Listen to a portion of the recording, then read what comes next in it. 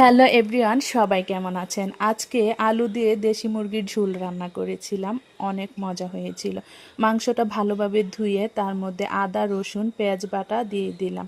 পরিমাণ মতো মরিচের গুঁড়ো, হলুদের গুঁড়ো, ধনিয়ার গুঁড়ো, জিরার গুঁড়ো এবং স্বাদ মতো লবণ দিয়ে দিলাম।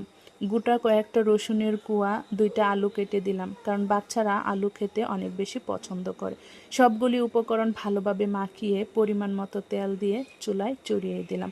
গোটা কয়েকটা তেজপাতা, দারচিনি, এলাচি, লং দিয়ে ঢাকনা দিয়ে ঢেকে রান্না করে নিচ্ছি। আর এদিক দিয়ে রাইয়ান বলতেছে খিচুড়ি খাবে, যার কারণে অন্য একটা চুলায় আমি খিচুড়ি রান্না করছি।